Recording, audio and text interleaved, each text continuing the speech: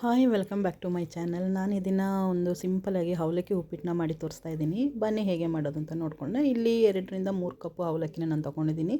First 2 ಕಪ್ಪು full ಕಪ್ಪನ್ನು ನಾನು ಹಾಕ್ಕೊಂಡಿದ್ದೀನಿ. ಮತ್ತು ಒಂದು ಅರ್ಧ ಕಪ್ ಅವಲಕ್ಕಿನ ಹಾಕಿದ್ದೀನಿ. ಈ ಅವಲಕ್ಕಿನ ಚೆನ್ನಾಗಿ ತೊಳೆದು ನಾವು ಒಂದು 2ರಿಂದ 4 ಸಲ ಚೆನ್ನಾಗಿ ತೊಳಿಬೇಕಾಗುತ್ತೆ. ಯಾಕೆಂತ ಹೇಳಿದ್ರೆ ಇದರಲ್ಲಿ ತುಂಬ ಡಸ್ಟ್ ಇರ್ತದೆ ಮತ್ತು ಕಡ್ಡಿ ಈ ಥರ ಎಲ್ಲ ಇರೋದ್ರಿಂದ ಈ ರೀತಿಯಾಗಿ ತೊಳೆದು ನಾವು ಇಟ್ಕೊಳ್ಬೇಕು. ಈಗ ನೋಡಿ ಇದು ಚೆನ್ನಾಗಿ ತೊಳೆದು ಇಟ್ಟಿದ್ದೀನಿ. ಈಗ ನಾನು ಇದಕ್ಕೆ ಈ ಅವಲಕ್ಕಿ ಮುಳುಗುವಷ್ಟು ನೀರನ್ನು ನಾನು ಹಾಕ್ಕೊಂಡು ಇದನ್ನ ಒಂದು ಲಿಡ್ನಿಂದ ಮುಚ್ಚಿ ಒಂದು 5ರಿಂದ 10 ನಿಮಿಷ ನಾನು ನೆನೆಲಿ. ಜಾಸ್ತಿ ಏನೂ ಬೇಡ, 5-10 ನಿಮಿಷ 5 ನಿಮಿಷ ಇಟ್ಟರೆ ಸಾಕಾಗುತ್ತೆ. ಇದಕ್ಕೆ ಬೆಳ್ಳುಳ್ಳಿ, ಈರುಳ್ಳಿ, ಕರಿಬೇವಿನ ಸೊಪ್ಪು, ಹಸಿಮೆಣಸು, ಲಿಂಬೆಹಣ್ಣು ಮತ್ತು ತೆಂಗಿನ ತುರಿ, ಸಾಸಿವೆ, ಜೀರಿಗೆ ಇದು ಬೇಕಾಗ್ತದೆ. ನಾನಿಲ್ಲಿ ಎಲ್ಲ ತೊಗೊಂಡಿದ್ದೀನಿ. ಈಗ ನೋಡಿ ಇದು ಸ್ವಲ್ಪ ನೆಂದಿದೆ. ಈ ರೀತಿ ಮಾಡೋದ್ರಿಂದ ತುಂಬಾ ಉದುರಾಗಿ ಅವಲಕ್ಕಿ ಉಪ್ಪಿಟ್ಟು ರೆಡಿ ಆಗ್ತದೆ. ಈಗ ಇದನ್ನು ನಾನು ನೀಟಾಗಿ ಒಂದು ಪ್ಲೇಟಿಗೆ ಇದನ್ನು ಚೆನ್ನಾಗಿ ನೀರನ್ನು ಹಿಂಡ್ಕೊಂಡು ನಾನು ಇದನ್ನು ಹರಡಿಸಿ ಇಡ್ತಾಯಿದ್ದೀನಿ. ನೀರು ಒಂದು ಸ್ವಲ್ಪನೂ ಇರಬಾರ್ದು. ಚೆನ್ನಾಗಿ ಕೈಯಲ್ಲಿ ಹಿಂಡಿ ನೀವು ಹಾಕ್ಕೊಳ್ಬೋದು. ಇಲ್ಲದೆ ಹೋದರೆ ನಿಮ್ಮಲ್ಲಿ ಜಾಲರಿ ಥರ ಏನಾದರೂ ಇದ್ದರೆ, ಪಾತ್ರೆ ಇದ್ದರೆ ಅದರಲ್ಲಿ ಕೂಡ ಹಾಕಿ ಇಟ್ಟರೆ ನೀರೆಲ್ಲ ಇಳ್ಕೊಳ್ತದೆ. ಈಗ ಇದನ್ನು ನಾನು ಒಂದು 2-3 ನಿಮಿಷ ಹೀಗೆ ನಾನು ಇಟ್ಕೊಳ್ತೀನಿ. ಇದು ನೋಡಿ ಹೇಗೆ ಉದುರಾಗಿ ಬರ್ತದೆ. ಮತ್ತು ಕೆಲವು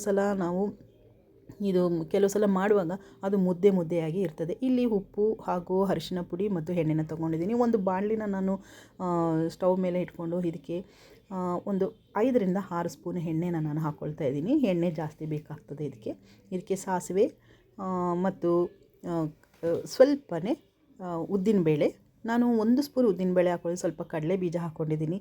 ಹಾಗೂ ಜೀರಿಗೆನ ನಾನು ಸ್ವಲ್ಪ ಜೀರಿಗೆನ ಹಾಕ್ಕೊಂಡಿದ್ದೀನಿ. ಇದಕ್ಕೆ ಜಜ್ಜಿ ಇಟ್ಕೊಂಡಂತಹ ಬೆಳ್ಳುಳ್ಳಿಯನ್ನು ನಾನು ಹಾಕ್ಕೊಳ್ತೀನಿ. ಬೆಳ್ಳುಳ್ಳಿನ ಜಜ್ಜಿ ಹಾಕಬೇಕು, ಇದನ್ನು ಗುದ್ದಿ ಹಾಕ್ಕೊಳ್ಬೇಕು. ಇದನ್ನು ಸ್ವಲ್ಪ ಚೆನ್ನಾಗಿ ಬ್ರೌನ್ ಕಲರ್ ಬರೋವರೆಗೆ ಫ್ರೈ ಮಾಡಿಕೊಂಡು ಅದಕ್ಕೇ ನಾನು ಕಟ್ ಮಾಡಿ ಇಟ್ಕೊಂಡಂತಹ ಒಂದು 3 ಹಸಿಮೆಣಸನ್ನು ನಾನು ಹಾಕ್ಕೊಳ್ತಾ ಇದ್ದೀನಿ. ಹಸಿಮೆಣಸನ್ನು ನಾನು ಮೊದಲೇ ಎಣ್ಣೆಯಲ್ಲಿ ನಾನು ಫ್ರೈ ಮಾಡ್ಕೊಳ್ತೀನಿ. ಯಾಕೆಂದರೆ ತುಂಬ ಖಾರ ಜಾಸ್ತಿ ಆಗಿಬಿಡ್ತದೆ ಮತ್ತೆ ಹಾಕಿದರೆ. ಈ ರೀತಿ ಎಣ್ಣೆಯಲ್ಲಿ ಹಸಿಮೆಣಸನ್ನು ಫಸ್ಟೇ ಫ್ರೈ ಮಾಡಿಕೊಂಡ್ರೆ ಖಾರ ಕಮ್ಮಿ ಆಗ್ತದೆ, ಖಾರ ಇರೋದಿಲ್ಲ.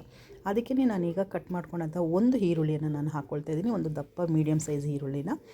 ಇದಕ್ಕೆ ಒಂದು 2 ಗರಿ ಕರಿಬೇವಿನ ಸೊಪ್ಪನ್ನು ನಾನು ಹಾಕ್ಕೊಳ್ತಾ ಇದ್ದೀನಿ. ಈಗ ಚೆನ್ನಾಗಿ ಇದನ್ನು ಫ್ರೈ ಮಾಡ್ಕೊಳ್ತಾ ಇದ್ದೀನಿ. ಈರುಳ್ಳಿ ಏನು ಜಾಸ್ತಿ ಫ್ರೈ ಆಗೋದಂತ ಬೇಡ, ಇದು ಟ್ರಾನ್ಸ್ಪರೆಂಟ್ ಆಗಿ ಬಂದರೆ ಸಾಕು. ಅದೇ ರೀತಿಯಾಗಿ ಕೊತ್ತಂಬರಿ ಸೊಪ್ಪನ್ನು ಲಾಸ್ಟಿಗೆ ಅಲಂಕಾರಕ್ಕೆ ನಾನು ಹಾಕ್ಕೊಳ್ಳೋಕೆ ಇಟ್ಕೊಂಡಿದ್ದೀನಿ. ಅದೇ ರೀತಿ ಇದಕ್ಕೆ ಒಂದು ಚಿಟಿಕೆ ಅರಿಶಿನ ಪುಡಿಯನ್ನು ಹಾಕ್ಕೊಳ್ತಾ ಇದ್ದೀನಿ. ಇದಕ್ಕೆ ರುಚಿಗೆ ತಕ್ಕಷ್ಟು ಉಪ್ಪನ್ನು ನಾವು ಹಾಕ್ಕೊಂಡು ಚೆನ್ನಾಗಿ ಇದನ್ನು ಒಂದು ಸಲ ಮಿಕ್ಸ್ ಮಾಡ್ಕೊಳ್ಬೇಕು.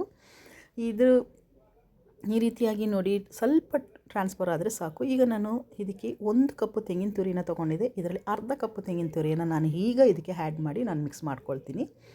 ಈಗ ಇಲ್ಲಿ ನೋಡಿ ನಾನೊಂದು ಸ್ಪೂನಲ್ಲಿ ನಿಮಗೆ ತೋರಿಸ್ತಾ ಇದ್ದೀನಿ. ಅಕ್ಕಿ ನಾವು ಯಾವ ರೀತಿ ಹಿಟ್ಟು ಆಗುತ್ತೆ ಆ ರೀತಿಯಾಗಿ ಆಗಿದೆ. ಈಗ ನಾನು ಇದನ್ನು ಬಾಣಲಿಗೆ ಹಾಕ್ಕೊಂಡು ಎಲ್ಲನೂ ಚೆನ್ನಾಗಿ ಮಿಕ್ಸ್ ಬರಬೇಕು. ಈಗ ಮಿಕ್ಸ್ ಮಾಡ್ಕೊಂಡು ನೋಡಿ, ಈಗ ಚೆನ್ನಾಗಿ ಮಿಕ್ಸ್ ಆಗಿದೆ ನೋಡಿ, ಈ ರೀತಿಯಾಗಿ ಬಂದಿದೆ. ಈಗ ನಾನು ಇದಕ್ಕೆ ಅರ್ಧ ಲಿಂಬೆಹಣ್ಣು ರಸನ ನಾನು ಇದಕ್ಕೆ ಹಾಕ್ಕೊಳ್ತಾ ಇದ್ದೀನಿ. ಈಗ ಮೇಲುಗಡೆ ನಾನು ತೆಂಗಿನ ತುರಿನ ಇನ್ನೂ ಅರ್ಧ ಭಾಗ ಇಟ್ಟಂತಹ 1 ಕಪ್ ತೆಂಗಿನ ತುರಿ ಹಾಗೂ ಕೊತ್ತಂಬರಿ ಸೊಪ್ಪನ್ನು ನಾನು ಇದಕ್ಕೆ ಆ್ಯಡ್ ಮಾಡ್ತಾ ಇದ್ದೀನಿ. ಪುನಃ ಒಂದು ಸಲ ನಾವು ಚೆನ್ನಾಗಿ ತಿರುಗಿಸ್ಕೊಳ್ಬೇಕು. ಈಗ ನೋಡಿ ಇದು ರೆಡಿಯಾಗಿದೆ. ಈಗ ನಾನು ಒಂದು ಸರ್ವಿಂಗ್ ಬೌಲಿಗೆ ಹಾಕಿ ಇದನ್ನ ಸರ್ವ್ ಮಾಡ್ತೀನಿ. ತುಂಬಾ ಟೇಸ್ಟಿ ಮತ್ತು ತುಂಬಾ ಚೆನ್ನಾಗಿರ್ತದೆ ಇದು. ನೀವು ಮಾಡಿ ನೋಡಿ. ಇಷ್ಟ ಆದಲ್ಲಿ ಲೈಕ್ ಮಾಡಿ, ಸಬ್ಸ್ಕ್ರೈಬ್ ಮಾಡಿ, ಕಮೆಂಟ್ ಮಾಡಿ.